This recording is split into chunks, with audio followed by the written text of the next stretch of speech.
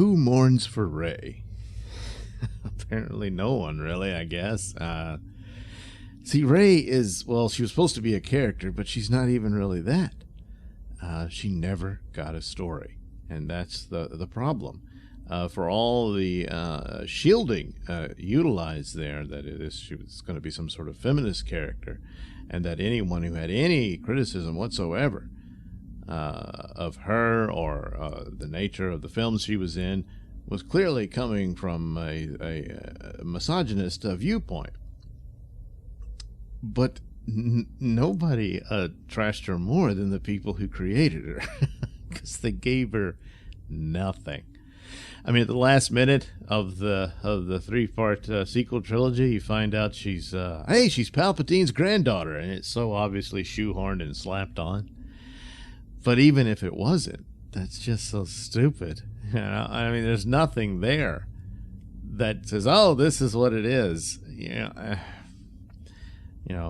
It's Palpatine's granddaughter or daughter or clone, whatever. Everybody was a clone in the end. It doesn't really matter. The idea, of course, which is blatantly obvious, of the Star Wars saga, of the original films, 6 altogether, was this family soap opera, really, and it plays out between a father and son for the most part. And that's what it is. So once that's complete, you got to stop and think, well, what other story is there to tell?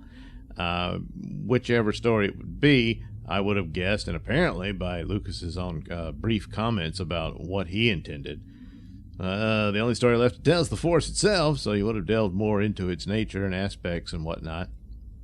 But it would have been structured around this generational family drama.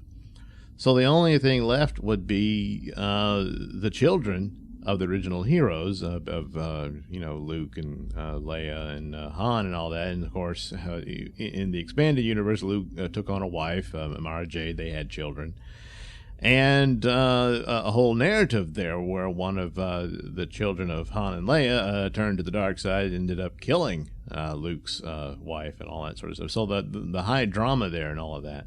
Now the situation was what it was. The original actors were now far too old to play the characters as they were in those stories. So it's understandable that you would have to change things around.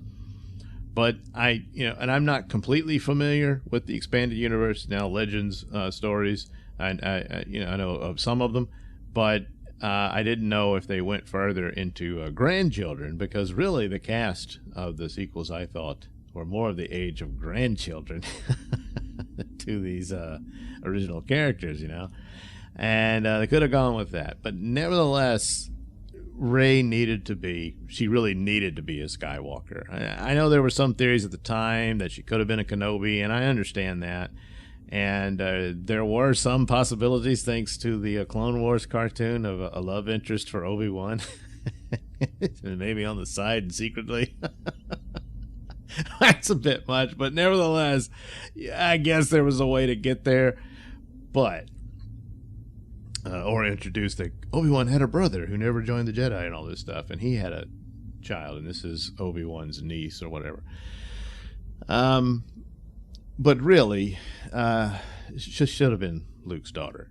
And the whole aspect of sure, they basically decanonized the EU, but they needed to utilize its plot element stuff because they had nothing. So you can change things around, you can change the timeline and all that sort of stuff to get there. But in order for the nature of the family drama to continue, you needed her to be a part of it.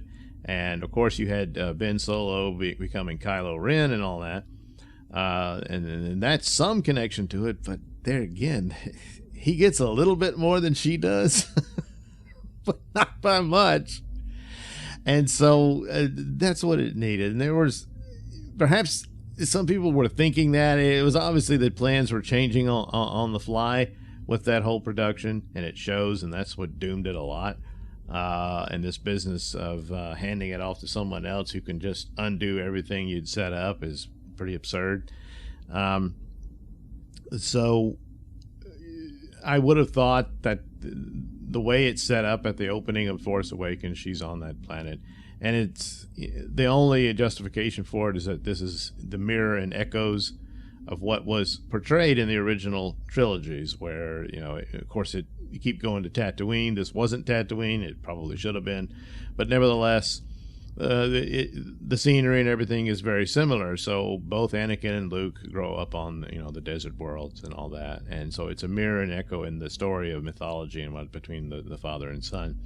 And so now you would have the granddaughter of the original character of Anakin Skywalker in that scenario, and what do you know? She's growing up on a desert planet. It's like, well, it's their fate because of the Force, and so on and so forth. And then there's the character of Lor San Tekka, who's apparently just there so they could have Max von Sydow in it. You know, legendary actor, Ming the Merciless, and everything, and you know, but it's insinuated, not insinuated, it's flat out said that he was a friend of the Skywalker family, and he knew Luke and all this stuff. Now, he's much older than Mark Hamill, so a narrative could have been that he was a guy who was Force sensitive, that Luke came upon, but he was already way too old for the training. He might have learned a few things, but he became one of these guys who might have been the librarian at Luke's school or that kind of thing, and he was always around and helping out the kids and stuff like that. And certainly he knew Ben Solo.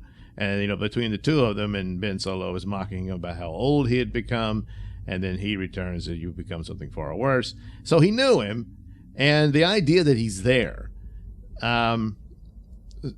it spoke more to that, oh, he just happens to know perhaps where Luke is hiding out or whatever, with the narrative of Luke having disappeared.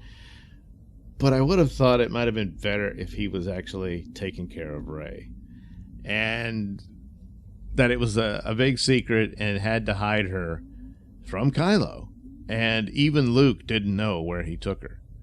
So there again, that explains why it's don't go to Tatooine. It's too obvious. Oh, that's what they did in Revenge of the Sith. But but in this aspect, it could have held up this narrative, and that could have gone on into, you needed more of a reason as to why Luke was so far away and hiding out. Not just that he was a broken man and a coward. The idea of him being broken, of course, could have played into had Ben Solo killed Mara Jade, and they could have established that with a standalone the Star Wars story movie about Mara Jade and stuff like that, and that could have told that story, and that ultimately you know what's going to happen.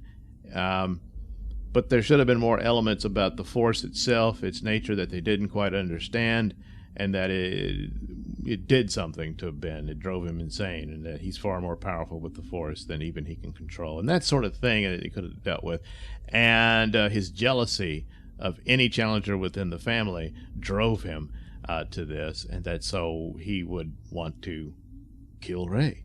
So that sets up, at least within the family relations nature of the story, for a beginning anyway, I think at least would have given her a story. The only other aspect is to develop her own story right there, and she just happens to be this character who stumbles into relics and whatnot from the old war and stuff, and solves the mystery of the disappearance of Luke and that sort of thing he could have done. But she's not an inheritor of the Skywalker name and all that stuff. Maybe she has the Force and that sort of thing, and that's all well and good. And ultimately does find Luke and becomes his apprentice and all that. But they didn't even do that. So, again, who mourns for Rey? Apparently nobody, other than people who desired an actual story. And saying, oh, you expected a story, huh? Well, we subverted your expectations. And, well, I guess you did. But that's nothing to cheer about.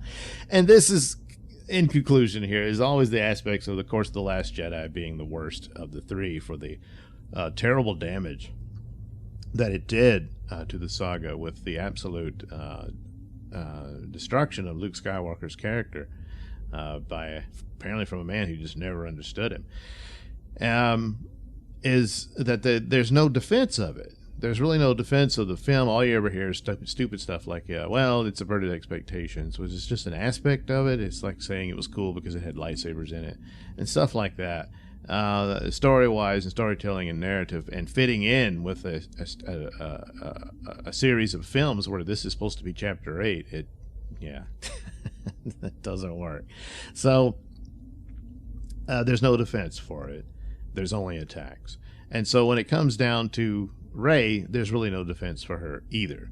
You can say she's great and wonderful and the best as ever, and the greatest Jedi who ever lived, and this sort of thing, but it's not really demonstrated.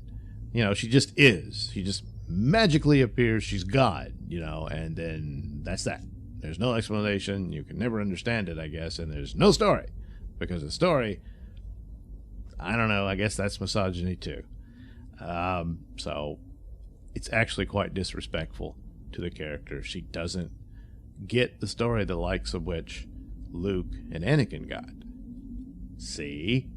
So just a total colossal waste of time. And that's unfortunate. So who mourns for Rey? Well, I guess I do. Poor girl. Never had a shot.